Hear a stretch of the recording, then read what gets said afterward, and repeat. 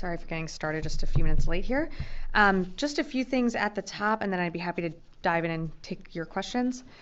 So earlier today, the Secretary arrived in Jakarta, Indonesia, to attend the 10th ASEAN Defense Ministers Meeting Plus. While in Jakarta, he will conduct an ASEAN-United States informal meeting to discuss opportunities to expand the ASEAN-United States security cooperation 1 year after the elevation of the ASEAN-US relationship to the Comprehensive Strategic Partnership. He will also meet with regional counterparts to express the United States' deep commitment to working alongside allies and partners in support of a free and open Indo-Pacific. Also earlier today, Secretary Austin approved a request from the D.C. Homeland Security and Emergency Management Agency to provide 30 D.C. National Guard personnel to support the D.C. Police Department during the March for Israel on the National Mall. These 30 guardsmen will be unarmed and will provide traffic and crowd management support to D.C. police from 5 a.m. to 7 p.m. today, and will remain under the operation and administrative command and control of the D.C. National Guard. The Secretary has additionally authorized the activation of approximately 6 guardsmen from the D.C. National Guard's Civil Support Team. These guardsmen will similarly be unarmed and will remain under the command and control of the D.C. National Guard while providing support to D.C. fire and emergency medical services. For more information, we would refer you to the D.C. Homeland Security and Emergency Management Agency. And finally, turning now to our forces in Syria and Iraq. Since October 17th through today, we are tracking that there have been 55 attacks on U.S. forces. There have been 27 attacks against U.S. forces in Iraq and 28 attacks in Syria. And an update for you from last week on injuries. We are also tracking 59 U.S. personnel who have received injuries in the TBI or non-serious categories since these attacks began. Approximately 27 personnel have been evaluated for TBI and 32 for other non-serious injuries. As of today, all 59 have returned to duty. And with that, I'd be happy to take your questions. Tara, you want to start us off? Yes, thanks. To just start with Syria, can you give us any additional information on the airstrike that happened over the weekend? What sort of battle damage assessment was there? And did that strike result in casualties on the ground? So something that we are continuing to do is battle damage assessment, but I don't have anything to read out in terms of casualties. As we mentioned over the weekend, we are aware that there were IRGC affiliated members in the proximity of the facilities that were struck by our aircraft, but I don't have more on casualty numbers or anything else to read out. So you don't have a sense of like how many people were in the area? Okay, and then Not just one more on the summit that's taking place. Mm-hmm. Much has been said about maybe the potential takeaways from this will really be mill-to-mill and maybe improve mill-to-mill relations. Sorry, are you talking about the president's? Okay, yeah. What has the Secretary communicated as far as what would be basically a good deliverable to help restart this relationship? Well, as you mentioned, the president is leading the summit, which is starting tomorrow. And so I don't want to get ahead of anything that the president might announce or any outcomes from that summit. We've stressed from the very beginning that we believe mill-to-mill cooperation, coordination, communication is important. Right now, the PRC does not have a national defense or a minister of defense. And so at the 8 a.m. plus that the secretary's at and starting tomorrow, we don't have any indication that there will be a meeting happening between the secretary and his non-designated PRC counterpart yet. So there are no plans for the secretary to sit down with anyone at this point. But again, I'd let the president's meeting that's happening tomorrow, I don't want to get ahead of that. Just one last, can you characterize the state of the relationship right now? Are there any conversations going on, any sort of deconfliction line talks? Are they picking up at all? Are we even trying? We continue to be both publicly and privately continue to engage with the PRC. We are certainly committed to having an open line of communication and mill-to-mill communications with the PRC, but we just haven't had that reciprocated from their end. Jen, yeah. Sabrina, about a week ago, Iranian-backed Houthis downed an MQ9 Reaper drone, a U.S. drone. $32 million drone. So far, there's been no response by the U.S., and the Houthis are saying that they will threaten Israeli ships in the Red Sea. Isn't the lack of response by the U.S. military inviting more actions, aggressive actions by the Houthis? Yeah, thanks, Jen, for the question. I wouldn't say that it's inviting more aggressive or further response from the Houthis. We've seen the Houthis do this before. We've seen one of our MQ9s shot down before in the past. I'm not saying that we're not going to respond. We always reserve the right to respond at a time and place of our choosing, but I just don't have anything to forecast for you right now. I mean, as you know, our main goal is to contain and to make sure this conflict is contained within Gaza. Right now, that's where we see it. We see the conflict remaining within Israel and Gaza and between Israel and Hamas. So as of to date, I'm not going to broadcast any response or get ahead of any response that the secretary or the president might want to take. But I think we've been pretty clear in our message when it comes to deterrence, and we haven't seen this conflict widen out. But you're not deterring the Houthis. The Houthis are continuing to fire missiles toward Eilat. They're threatening ships now. I don't understand how a deterrent message is being received by the Houthis if there's no response to downing an MQ9 Reaper. Well, you have to remember that one of our ships did take action when the Houthis did fire missiles that were headed towards Israel. We did engage in that. We did bring those down. Again, I'm not going to get ahead of any. I understand, but again, I'm not going to get ahead of any action that the secretary or the president may or may not take. We have a very robust presence in the region right now that is sending, I think, a very strong message of deterrence. And while I certainly hear your question, we always reserve the right to respond at a time and place of our choosing. Yeah. Thank you, Sabrina. I have a question and then a follow-up on an earlier question. There's some reports in Arabic language media today, some eyewitness accounts from Gaza, where witnesses are saying that they've seen troops speaking English to each other and with American flags on their uniform. Can you give us an update generally on what US forces are doing currently in Israel, and specifically can you respond to this, I don't want to call it, a claim that there's potentially US troops on the ground in Gaza? Well, I can't respond to that specific claim. I haven't seen it, but what I can tell you is that there are no US forces on the ground in Gaza. Thank Carla. you. Oh, I'm sorry. Yeah. Thank you. And then just to follow up on that earlier point with the Chinese and the US military communications, you said that there hasn't been any reciprocation. Yeah. Now, does that date back to the Pelosi visit in 2022, or when was the last time there was any reciprocal communication? I would have to take that question in terms of when the last time there was a mill-to-mill communication. I mean, the secretary has not engaged with his counterpart, and as you know, that position is vacant. Around the speaker's visit, I'm not aware that there were communications ongoing with the PRC, but it's something that I can take that question and get back to you on that. Carla. Thanks. Back to the attacks on U.S. forces Sure. in Iraq and Syria. I have 3 questions. Okay. First, will the Pentagon acknowledge that deterrence is not working with Iran? Second, why is the U.S. not hitting targets in Iraq when it has been proven that there are weapons facilities and weapons being used against U.S. forces in Iraq? And then third, does this building feel an obligation to strike any and all Iranian weapons and Iranian-backed weapons storage facilities to protect its forces in Iraq and Syria? So many questions.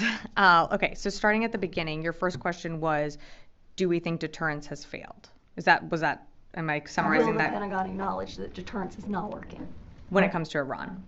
So again, Carla, this war we want to see contained to Israel and within Gaza. We do not want to see a wider regional conflict. As of today, that has not happened. We have not seen this war spill over into other neighboring countries and into the region. In terms of attacks on our troops, separate issue, we are in Syria and Iraq for our mission to defeat ISIS.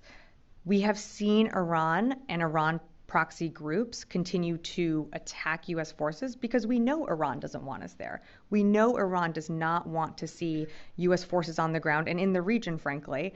And so we saw this back in March. We've seen this before where they attack our forces. On the issue of deterrence, just taking a step back, is deterrence working? We feel that it is. We have not seen this war spread into a wider regional conflict.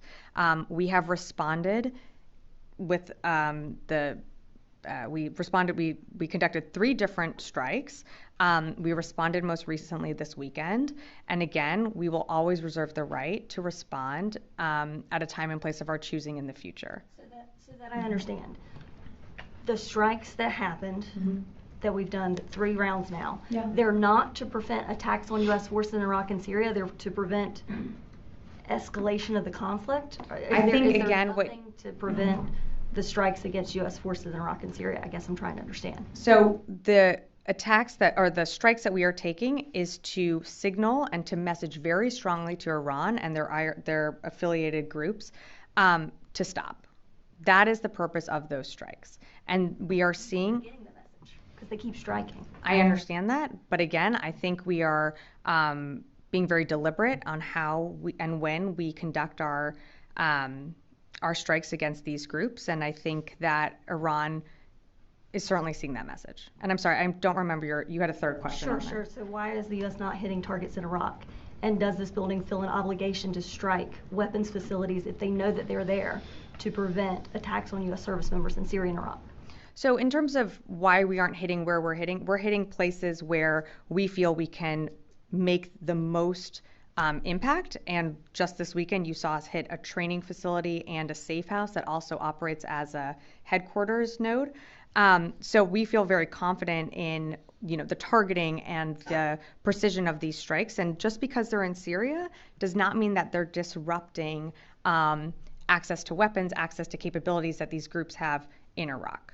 And I'm sorry, your third question. You kind of explained it. Excellent. If you know of a facility that has weapons, does this building feel that they have the obligation to strike it to prevent enemies from using those weapons to target U.S. forces as they have done on a daily basis? Well, I think as you've seen, we've taken action. We've hit weapons storage facilities, and it's important to remember the facilities that we hit are now destroyed. These groups cannot go back to these facilities and take weapons out because they're gone. So we feel that we are being very precise with our targeting and ensuring that we can inflict the most damage to these groups and their capabilities. Yeah. So General Ryder said exactly 2 weeks ago that the mechanism by which the U.S. is providing military assistance to Israel is different from a legal and budgetary standpoint in comparison to the military assistance to Ukraine. How and why? And also, what's the figure we're talking about here in military assistance to Israel? Like millions, billions, tens of billions? What is it? Yeah, no, so thank you so much for the question. So in terms of what General Ryder said, I don't have much more of an update to provide you in terms of how, like the dollar amount right now. What I can tell you is we are providing assistance to Israel through very different mechanisms than how we provide assistance to Ukraine. So Ukraine, you're seeing the PDAs or the USAI drawdown authorities that we are using. Israel is mainly through FMS, FMF, and then direct contracting that Israel does with private commercial companies.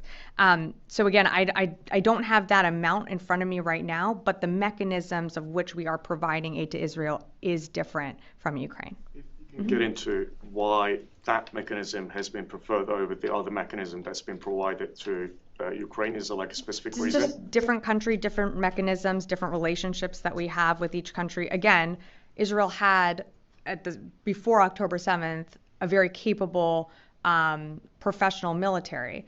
Ukraine is building up to being a very capable fighting force in their counteroffensive, and since they were attacked in February of almost 2 years ago, but Ukraine needed the support to build up their military that Israel already had. So again, the funding mechanisms and how we're supplying aid, it's 2 different countries, 2 different wars, and again, 2 different areas of responsibilities. So it's a little different. Just one last one. Sure. I haven't heard any figure.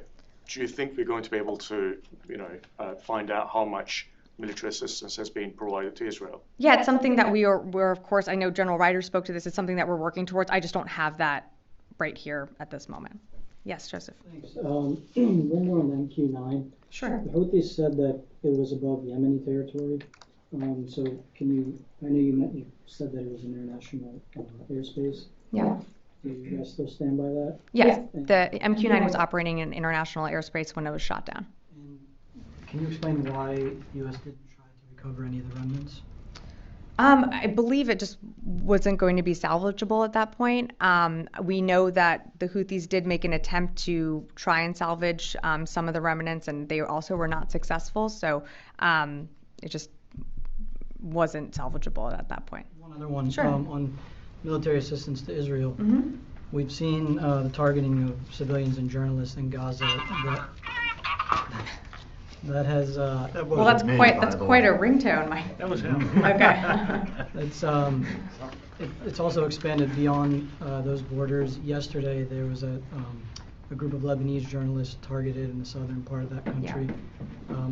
The reporters said that they had coordinated that trip with the Lebanese Armed Forces and the UN peacekeeping force in Lebanon. So, and this came about a month after a Reuters journalist was killed. They also say that was done by as a result of an Israeli strike. So what's the Pentagon doing to ensure or push the Israeli military on this aid that it's providing to make sure that it's not targeting civilians and specifically journalists? Well, we certainly, I think you asked me this last time, and I'll reiterate that we believe that freedom of the press and protection of innocent civilians is incredibly important during this time, incredibly important when people are on the ground in Gaza reporting on what's happening on the ground. And then, as you mentioned, I think it was, you referenced Lebanon, where some of these journalists were stationed. Again, we are going to continue to urge for Israel to continue to uphold the laws of armed conflict, humanitarian laws. And again, we know that this is an incredible,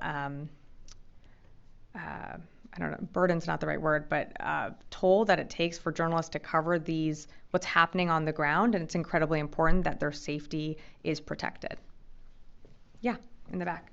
Yeah, so two-part question. The president said yesterday that hospitals in Gaza must be protected. Mm-hmm. Is the U.S. telling Israel not to attack hospitals or to shift the way it is operating at these sites? And then second, do you have any conclusive intelligence that these hospitals are legitimate military targets? So we've been very clear with, I think you've seen in the readouts that the Secretary has had with Minister Gallant, that we believe that the protection of innocent civilians is, of course, not only a priority, but it must be upheld. And so you've seen in our readouts time and time again, that is something that the Secretary continues to emphasize with Minister Gallant in all of his calls. And you've seen that from the, not just this department, but across this administration. I think what Jake Sullivan said yesterday is exactly what we keep reiterating to our Israeli counterparts, is that we don't want to see a firefight in a hospital. We absolutely believe that hospitals should be places where people seeking medical treatment and attention need to be, and those places should be protected.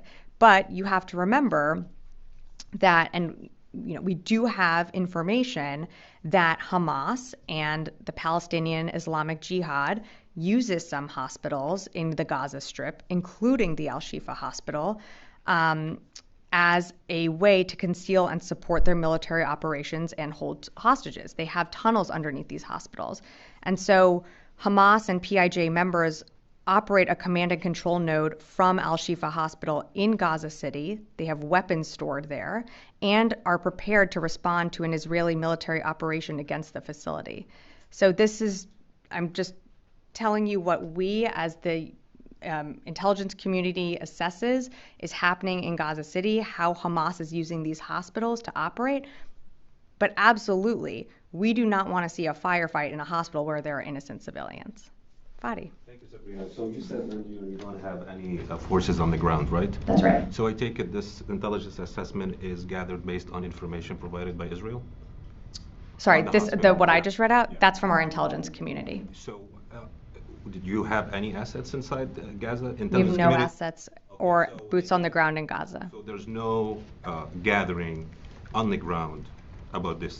That's right. So you Yeah. have no one entering the hospitals to verify this information, right? We have no boots on the ground in So Gaza. the question is, how was that assessment, how did you conclude that assessment based on information received from your Israeli counterparts? Well, I'm not going to get into more specifics on how our intelligence is collected. What I can tell you is there are multiple agencies, as you know, here within the department and across the administration, multiple agencies that collect and assess and analyze intelligence, but I'm not going to go into any further details on how that intelligence is gathered. You're confirming that you have no assets on the ground or assets entering to these hospitals to basically confirm the information you're sharing with us. I will say it again, we have no boots on the ground in Gaza. Louis. I'm sorry, Jarrett, and then I'll come back to you. What you just read, Yeah. that sounds different than it's more expansive than what Mr. Sullivan said yesterday. So am I correct in saying this is new information that you are providing to us? Yep, that's correct. New language that is being assessed by the U.S. intelligence community? This is newly downgraded information that we felt was important to get out today because there have been a lot of questions about the hospital and how Hamas operates, and so it was important that to get out there for you all. And to clarify on Fadi's questions here, so this is an independent U.S. assessment separate from the Israeli, their own assessment, or is this information that they provided to you that then you've analyzed? Yeah, I'm not going to get into more specifics on the intelligence. I can tell you that this is information that was downgraded and collected by the intelligence community. Yeah. What do you mean downgraded? You mean declassified? Declassified, yeah. Okay, but you can't say whether any of this was independently collected from the Israelis. I'm not going to get into how or where this intelligence is coming from. This is done by our intelligence community. It was put together and downgraded so you can, have a better idea of what's happening on the ground. Can I just? Wait, I think he wasn't done yet. I'm sorry. On this subject. Okay. And we'll come back.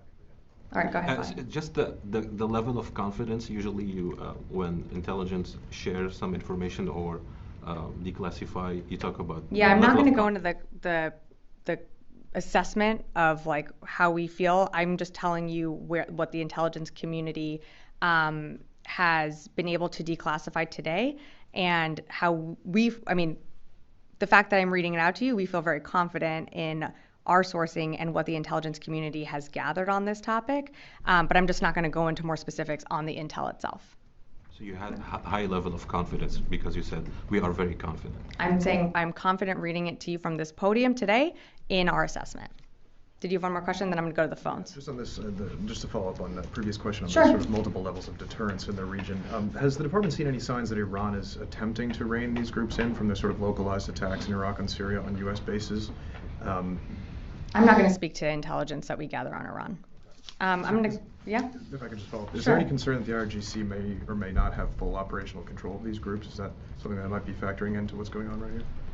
Well, we certainly know, and we've been pretty public about the fact that the IRGC, supports, arms, equips, funds, trains these groups. So they do maintain some level of accountability over these groups. I think some of these militias, of course, carry out their own attacks, maybe not necessarily running it up all through their command and control nodes, but we know that Iran certainly has a role to play with these groups. I'm going to head to the phones here. Idris, Reuters.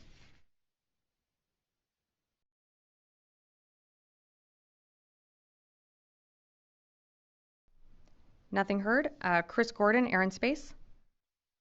Thanks, Sabrina. On the U.S. airstrikes, you and other U.S. officials have said broadly the message to Iran and these militias is to stop. So does that mean no attacks on U.S. troops in Iraq and Syria by these militias? Are these airstrikes intended to stop attacks completely, to limit them, to degrade them? What's the end game here? What is the practical, achievable goal of these U.S. airstrikes? Yeah, Chris, thanks for the question. We do want to see a stop to these attacks on U.S. forces. Next question, Jeff Shogel, Task and Purpose. Thank you. Has the Defense Department or the Biden administration as a whole made a decision that any airstrikes or other form of retaliation against attacks on U.S. forces will be in Syria instead of Iraq. And I also just wanted to follow up on my colleague's question. What is the end game here? There's a cycle of attack and then reprisal and more attacks. How does this end? Thanks, Jeff. In terms of why, I think your question is sort of what Carla had asked earlier on why we are selecting targets in Syria. Look, we feel confident about the targets that we select, the ability to degrade further capabilities of these IRGC-backed groups. I'm not going to get into, why we pick certain places over another. The attacks right now on our forces are basically split pretty evenly between Iraq and Syria. And so we feel confident in our targeting of the places we were able to hit within eastern Syria. And on your, how does this end? I mean, again, we want to see these attacks stop. So how these end is really up to how these IRGC affiliated backed groups choose to conduct themselves. Again, we want to see these attacks completely stop on our forces in Iraq and Syria. So we will always and continue to protect our troops in the region. We will make the decision to decide when we choose to respond, but how this ends is when these attacks stop. And last question on the phones, and I'll come back in the room. Heather, USNI. Hi, thank you so much. Not to sound flippant, but you keep saying that the war hasn't expanded past Israel and Hamas, but I was wondering what the DoD's definition for expansion is, since we're seeing these attacks in Syria and Iraq against U.S. troops that only started after the Hamas attack in Israel. Yeah, thanks, Heather. So again, the attack, the brutal terrorist attack that happened in Israel was on October 7th. These attacks started happening on October 17th. Again, we have not seen the conflict that is happening within Israel and within Gaza expand out to the region. And you're seeing that's why we have said and continue to emphasize from this podium here that we have surge assets to the region. We have, when we announced that, we announced that we have put A-10s, F-15s, F-16s into the region. We have also put the Forward Carrier Strike Group. The IKE is also in the CENTCOM AOR. That is all to send a clear message of deterrence to any actor, state or non-state actor, to, if they seek to take advantage of this conflict, to really think about that again. And again, I'll emphasize, right now we are seeing the conflict contained to Gaza. And so that is what we want to see, and we don't want to see this expand beyond that. All right, coming back in the room. Yes, in the back. Thank you for taking my question. Sure. Have you seen any indication of progress by Iran in enriching uranium? I don't have any updates for you on that specifically. Sure. Did I see anyone else, or are we all right? Okay, thanks everyone. Have a good afternoon.